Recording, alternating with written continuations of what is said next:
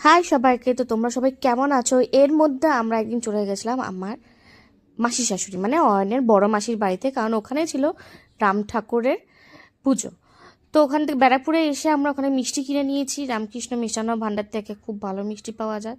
ওখান থেকে আমরা অটো করে সোদপুর সোদপুর থেকে চলে গেলাম আমরা আগরপাড়া। অ্যাকচুয়ালি বাড়িটা ছিল আগরপাড়ায়, আর মামুনি যেহেতু ট্রেনে উঠতে পারে না, তাই আমরা অটো করে গেছিলাম ওখানে। সবাই আগে গিয়ে আমরা আগে না, বিশ্বাস করো এত মাথা ধরে ধরে সকাল সকাল স্নান করেছিলাম বলে ফটাফট আগে চা আর বিস্কিট খেয়ে নিয়েছিলাম, তার মধ্যে প্রচণ্ড খিদে পেয়েছিল।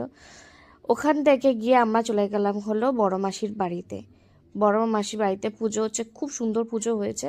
ওখানে গিয়ে আমার এক ননদের ছেলের অবস্থা দেখো, খুব দুষ্ট কিন্তু খুব ভালো ছিল, খুব ভালো ছিল। ওখানে গিয়ে আই দেখো পুজো সকালে সন্ধ্যাবেলা কীর্তন হচ্ছে। এই পুজো টুজো দেখে খাওয়া দাওয়া করে আমরা রাতেই বাড়ি চলে এসেছি। যদি ভিডিওটা ভালো লেগে থাকে তো প্লিজ